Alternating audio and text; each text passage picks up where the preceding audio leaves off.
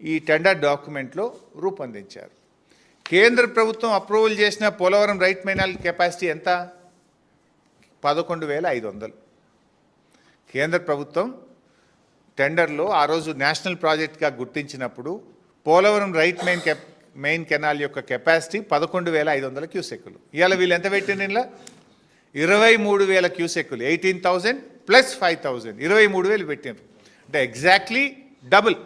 11,500కు double కెపాసిటీతో canal దవుతున్నారు. Polavaram right main canal ఎట్లా దవుతారు?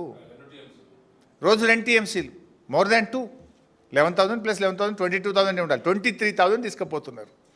నేనేమంటున్నా అంటే Polavaram is a national project.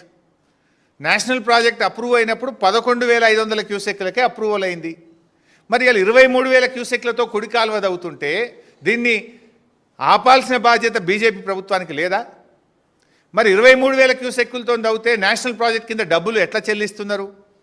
గతంలో 11,500ని 18,000 చేస్తే ఆనాటి బీఆర్ఎస్ ప్రభుత్వం అబ్జెక్షన్ చెప్పింది. అబ్జెక్షన్ చెప్తే పేమెంట్లు ఆగినాయి. కేంద్ర ప్రభుత్వం డబ్బులు ఆపింది. కానీ రేవంత్ రెడ్డి ప్రభుత్వం వచ్చినాక, కాంగ్రెస్ ప్రభుత్వం వచ్చిన తర్వాత ఇప్పుడు 18,000 కాస్త 23,000 అయిపోయింది. డబ్బుల చెల్లింపు అయిపోయింది. అంటే ఈ ప్రభుత్వం పరోక్షంగా సహకరిస్తుందా, భయపడుతుందా, వాటాల కోసం పెదవులు మూసుకుందా? ఏ రకంగా 23,000 క్యూసెక్కులు తవ్వుతున్నారు?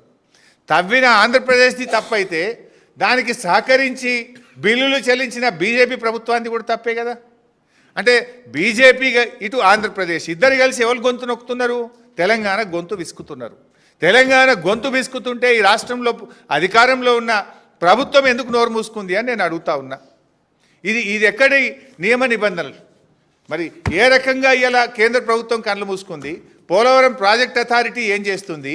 సెంట్రల్ వాటర్ కమిషన్ ఏం చేస్తుంది? ఇవాళ అడ్డగోలుగా నీళ్లు దవ్వుకపోతుంటే, ఇష్టమున్న సైజుల్లో కెనాళ్ళు దవ్వుతుంటే ఆ కేంద్రం పట్టించుకోదు. ముఖ్యంగా నష్టపోతున్న తెలంగాణ కదా గొంతు విప్పాల్సింది. అవసరమైతే న్యాయబద్ధంగా పోరాడాలి. నీకు ఒకవేళ కేంద్రం సహకరించకపోతే సుప్రీంకోర్టుకు పో.